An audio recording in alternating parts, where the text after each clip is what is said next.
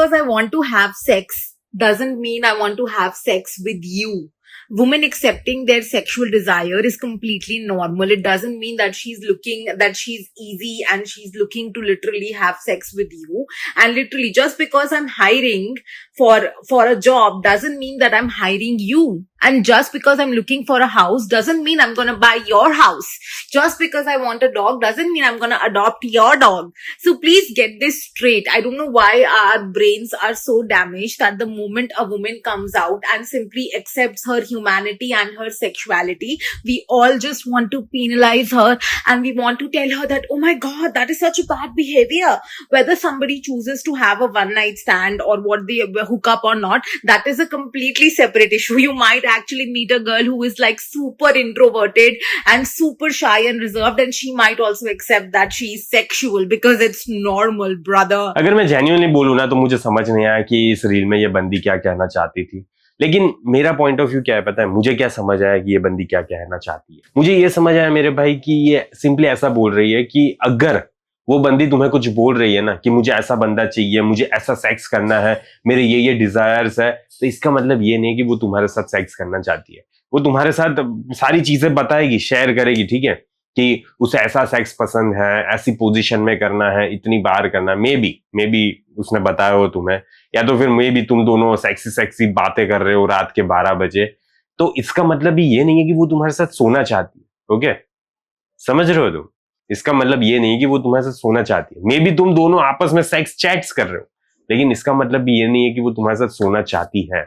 May be वो commitment की बातें कर रही है, मे बी वो अच्छी हेल्दी रिलेशनशिप की बातें कर रही है, लेकिन इसका मतलब ये नहीं है कि वो तुम्हारे साथ रिलेशनशिप में आना चाहती है। ओके, मे बी वो तुम्हारे साथ 2-3 घंटे बात कर रही है, ओके, लेकिन इसका मतलब भी ये नहीं है कि वो तुम्हारे साथ रिलेशनशिप में आना चाहती है, तुम्हारी लाइफ में आना चाहती है, कमिटमेंट चाहती है। नहीं, इसका मतलब यही है कि वो बस कर रही है, उसको मजा आ रहा है, उसको बात करनी है तो वो कर रही है, उसको बात नहीं करनी तो वो नहीं करेगी। लेकिन यहां पे तुम फिर ये जो इमेजिनेशन क्रिएट करने लगते हो ना कि ये जो बंदी बोल रही है ये मेरे बारे में ही बोल रही है, ये शादी करना चाहती है तो मेरे साथ ही शादी करना चाहती है, ये बच्चे पैदा करना चाहती है तो मेरे साथ ही बच्चे पैदा करना चाहती है। So that mindset is literally problematic, and वही माइंडसेट की वजह से हमारी जिंदगी में ज्यादा दर्द आता है। ज्यादा दर्द कैसे आता है? क्योंकि हम यहाँ पे फ्यूचर इमेजिन करने लगते हैं कि वाओ यार ये बंदी मेरी लाइफ में आएगी, ऐसा सेक्स करेंगे, ऐसा पेलम पेली होगी, फुल टू चल, मजा आ जाएगा, सेक्सी, ये सारी फीलिंग तुम यहाँ पे इमेजिनेट कर रहे हो, एंड तुम ये फ्यूचर होगा, आज नहीं तो कल ये फ्यूचर होगा तुम्हारी लाइफ का, ऐसा तुमने सोच लिया, ऐसे एक्सपेक्टेशंस तुमने सेट कर लिए। एंड फिर जब वो फ्यूचर की वाट लग जाती है, क्योंकि बंदी बोल रही है मैं तो तुम्हें सिर्फ भाई समझ रही थी यार, मैं तो तुम्हें सिर्फ फ्रेंड बना रही थी, ठीक है, बोल देगी वो ऐसे इजीली, ठीक है, एकदम अच्छे वाले मुंह में से तुम्हें बोल देगी वो। ओके, वो सीरियसली ऐसा मीन कर रही होगी कि मैं तो तुम्हें सिर्फ फ्रेंड समझ रही थी यार, तुम तो मेरे साथ सोने के सपने देख रहे हो क्या? हमने सिर्फ सेक्स टॉक ही तो की थी, इसमें क्या फर्क पड़ता है? 1-2 बार सेक्स भी कर लिया तो क्या फर्क पड़ता है? इसका मतलब ये नहीं होता कि हम दोनों जिंदगी भर साथ रहेंगे। Okay, it doesn't mean shit. तो यहीं पे हमारी जिंदगी में तबाही मचना स्टार्ट हो जाती है।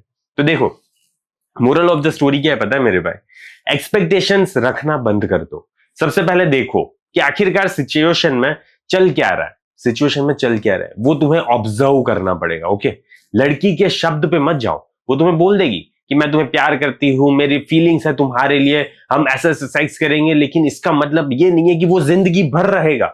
ओके, वो आज इमोशनली सर्टेन वे में फील कर रही है, इसीलिए वो तुम्हें सर्टेन वे में बोल रही है, लेकिन ये जैसे ही फिर फीलिंग्स चेंज होगी कल को, वैसे ही उसके शब्द भी चेंज हो जाएंगे। नहीं यार, आई तो हेट यू, नहीं यार मैं तो तुम्हें फ्रेंड समझ रही थी, नहीं यार हमारा तो सिर्फ कैजुअल था ना। ओके, क्यों? फीलिंग्स चेंज हो गई, उसके शब्द चेंज हो गए। तो तुम्हें क्या ऑब्जर्व करना है मेरे भाई? तुम्हें बस एक ही चीज ऑब्जर्व करनी है, उसकी एक्शंस। अगर तुम उसके एक्शंस को ऑब्जर्व ना करके उसके शब्द को देखने लगे ना, एंड उसी को रियल लाइफ में एक्सेप्ट कर रहे हो, इंप्लीमेंट कर रहे हो, एंड उसी से अपनी जिंदगी जी रहे हो, आगे फ्यूचर इमेजिन कर रहे हो, तो तुम्हारी जिंदगी में खतरा आने वाला है। Because you are not observing her, you are just seeing and hearing what she is really saying, ठीक है, and it creates problem, it creates very very very very very big problem. अब तुम्हें डिसाइड करना है कि तुम्हें क्या करना है। Okay, you have the option कि तुम्हें क्या करना है, तुम्हें उसके वर्ड्स पे फोकस करना है या तो फिर उसकी एक्शंस, ओके उसके एक्शंस, उसकी कंसिस्टेंसी, वो पीस ला रही है या तो फिर जिंदगी की वाट लगा रही है, क्या क्या हो क्या रहा है, उस सारी चीजों को मेरे भाई खुली आंखों से देखो। ओके खुली आंखों से सारी चीजों को देखना सीखो, तब जाके तुम्हारी जिंदगी में बाहर आ सकती है। बाकी भूल जाओ कि जिंदगी में कुछ भी होगा।